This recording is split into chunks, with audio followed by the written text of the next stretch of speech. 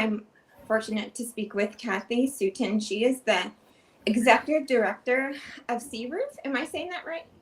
Sir. Sir. All Yeah. right, that's awesome. Can you tell me about your organization? Okay, our organization started when my youngest son was diagnosed with Down syndrome. And I could handle the fact that he was down, he was diagnosed with that. But as he began to walk and talk and do things like that, I noticed it was something else going on. So I researched and I researched and I researched, and I found out that he had a dual diagnosis of sensory integration, Down syndrome, and autism. So I had went around because I had to do my due diligence in order to get him the services that he needed. And I was able to be successful with that. And then other parents started coming to me and say, well, how do I do this? And how do I do that? And that's how SURF started. It's Sensory Integration, Education, and Resource Foundation. That is So, amazing. Thank huh? you for sharing that with us. How old Yeah, is your son? he's 29 now. Wow. He, he's 29 now, and he's doing really, really good because I got him in a living situation with other guys so he could connect with other males and everything. And they take him some of everywhere until COVID came in. So he's been going places that I tried to take him and he would just freak out. So now he's really doing good. And I am really happy for him. Yay, that's so exciting. So I had Yeah. an opportunity to look at your website and it looks like you guys offer a variety of different resources. Can you tell us a little more about the resources provided?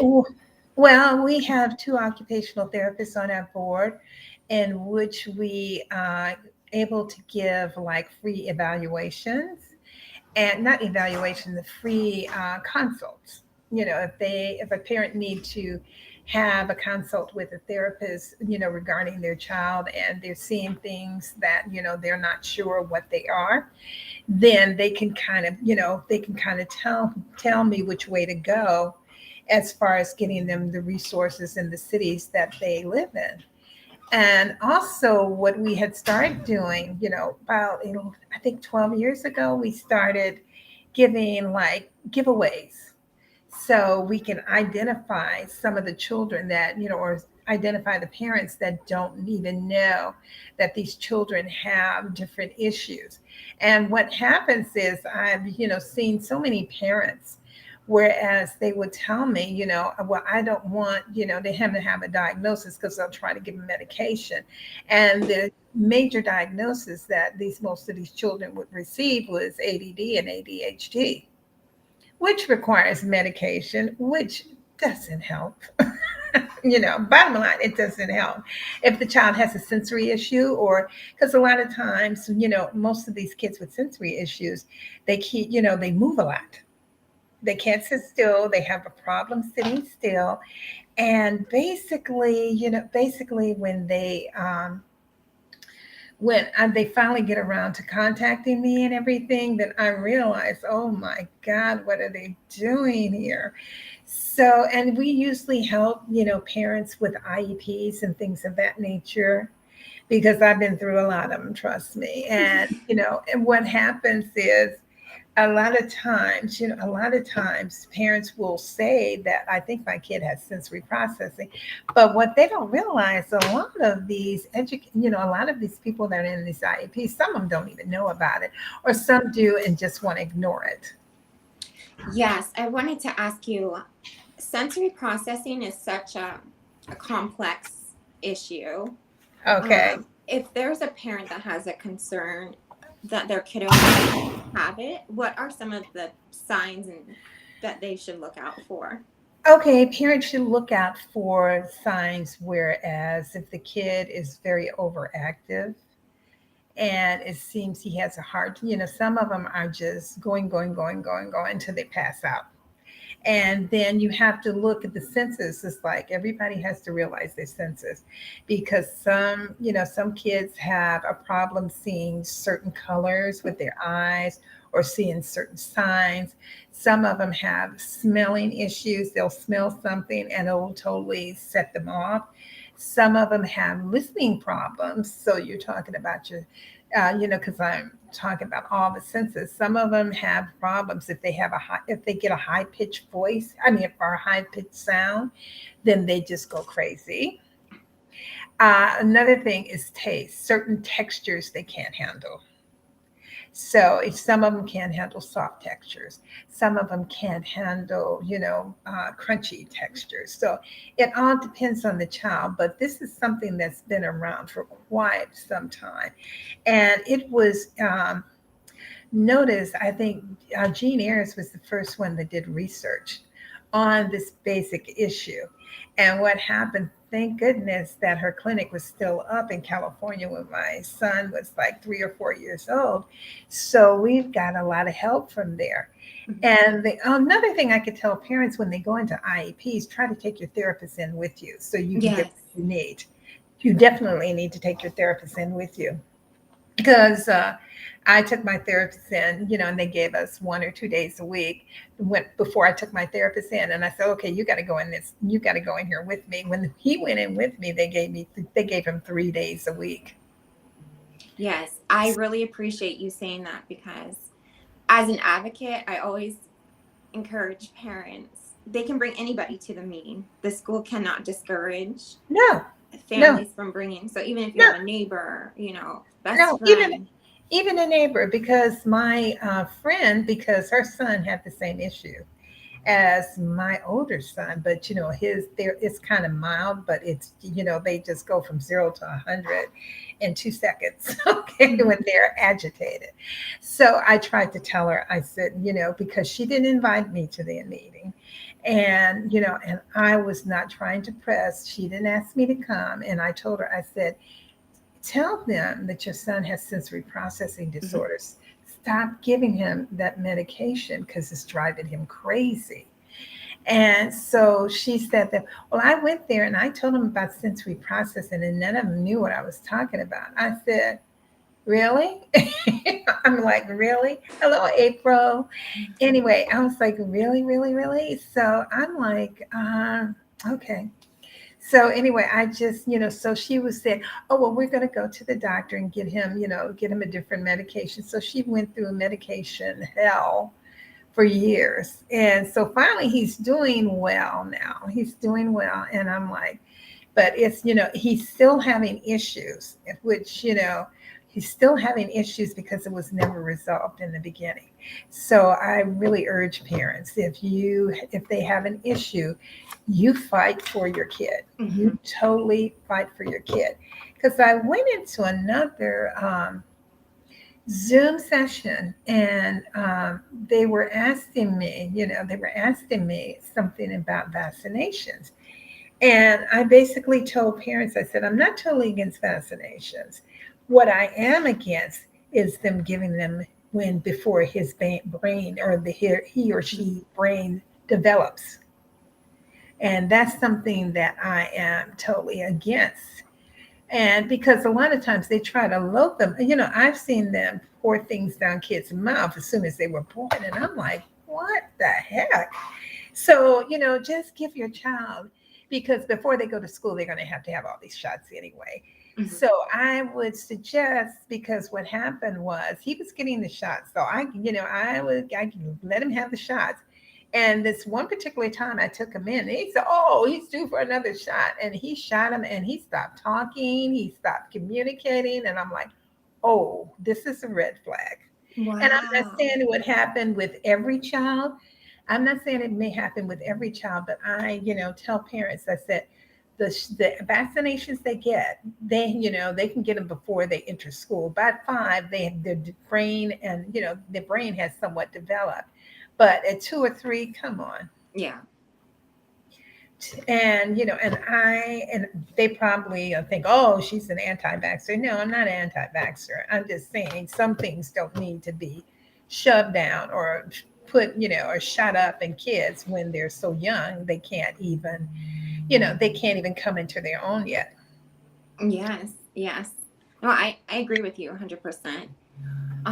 Does your organization help out other states besides California, or are you?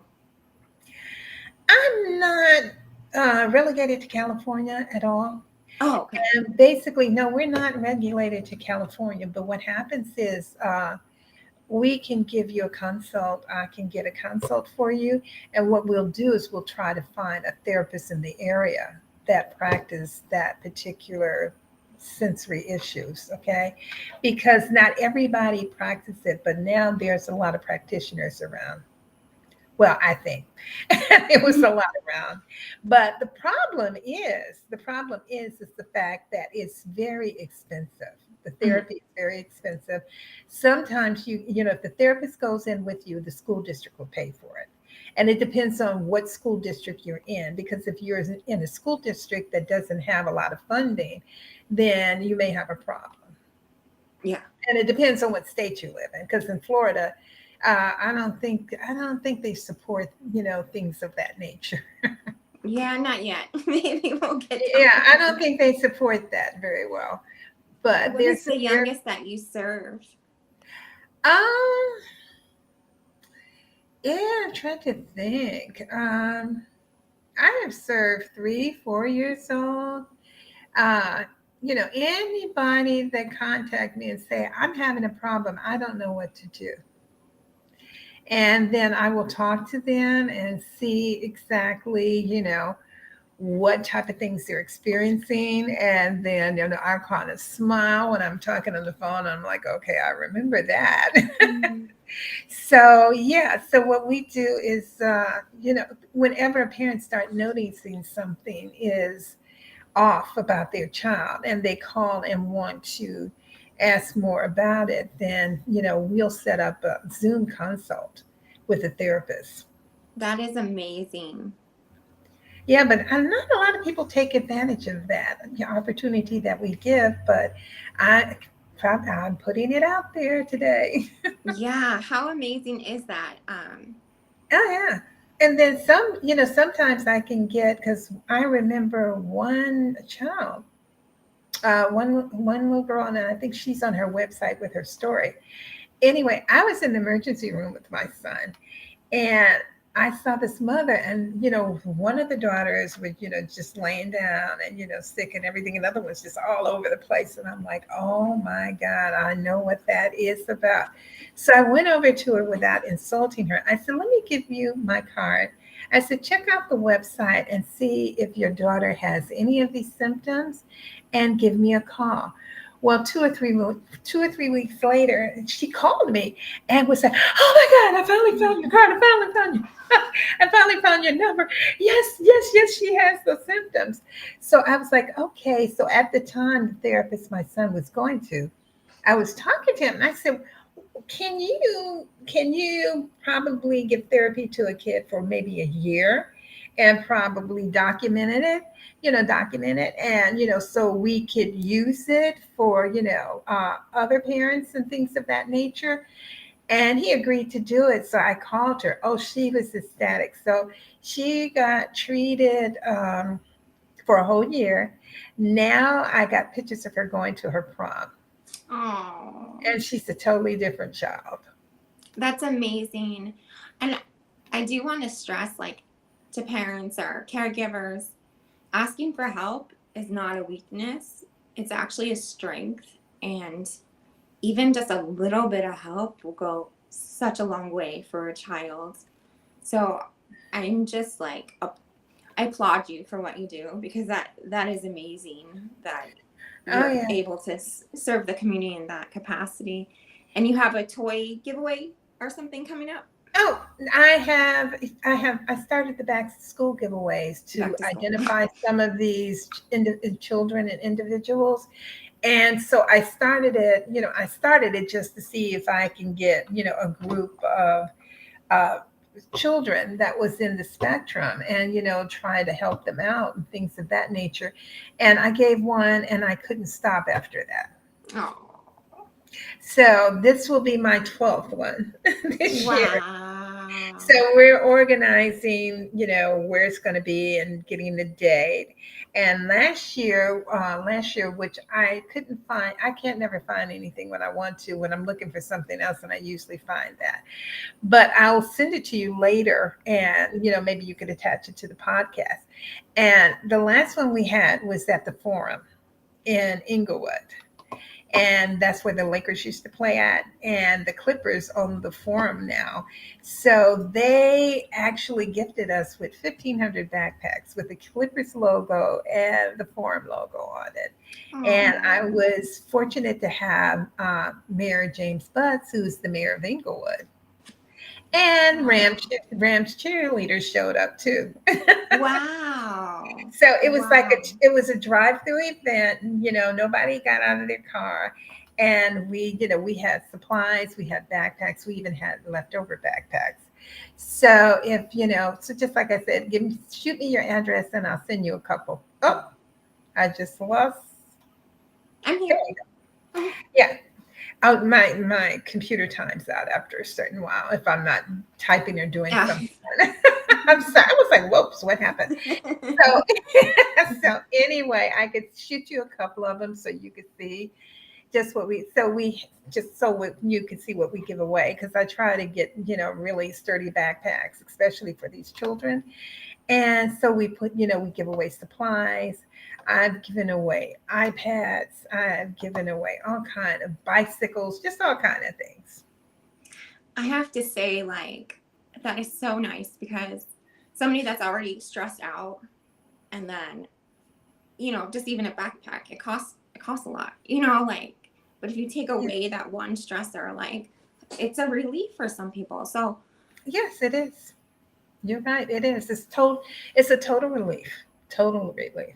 even a And bike, and then what I do for Christmas, because what I do for Christmas, we have a drive-through giveaway where they have toys. We have toys all lined up on the table. Last year, I incorporated turkeys and fruit and vegetables and everything with the toys, and we ran out of toys so quickly. But the people was like, "Forget the toys, we want the food." So we had all type of things. We had all type of things out there. So basically, I could send you that video too. yeah, of And course. also, we had two council members from Torrance who came to join us. We had the mayor from Gardena. We also had Congresswoman Waters there, who was participating in the event, and we had a lot of military presence because they like to volunteer and everything. So we had a lot of people from the Air Force and the recruitment office, and I can't think if I had a Marine there. I can't remember. But anyway, we get a lot of volunteers, we get a lot of people, and people are very happy. It sounds like you not only serve the student, but the family as well. Yeah, yeah, because if the family, and that's the whole part of the therapy. You not only, give therapy to the child, you give therapy to the whole entire family so they know how to react to certain things, and they don't, like some people want to discipline the kids if they're not doing right. And you have to tell them, they can't help it. And what's happening is they don't understand why they're being disciplined. Yeah, and that's something hard to communicate if you have problems with your sensories. If Yeah. it hurts to when something's really loud, you might not want to talk, or Oh no, some kids just cover their ears and start screaming or start banging, or whatever they try to self-regulate. And a lot of times it's hard to self-regulate if you don't know what the bad actor is at that point. yeah. So you have to, once you figure out what the bad actor is, it's like it's all smooth sailing. But now I'm so excited because we're looking to expand a little bit more. And now, because we have identified a lot of different, how do you say, a lot of different techniques, but they're very expensive. So what we're doing, we're looking to get donations, so some of these items we could send off to the families to help them with the regulation, because they have a listening therapy program now. Whereas, the kid will go and plug into the computer and they'll listen to certain sounds and music that they're playing for the kids. And while the kid is listening, they monitor his reactions. Wow. So basically they can pinpoint further exactly what sound is like, what sound and what sound gets them, how do you Triggered. say? No, not sugar. It's like, what sound would make them react Hmm. negatively? What sound that calms them down? And so basically, if you know the different signs or sounds, then you can really, help that child avoid those different things. And sometimes I'm thinking if you gradually introduce those things to him, in a uh, lesser force, then I think sometimes they'll get to tolerate a little bit more and a little bit more. Yeah. So yeah, you just have to introduce them to it gently or mildly or whatever the situation is, because a lot of sounds you can't avoid, especially being out in public. Exactly. Yeah.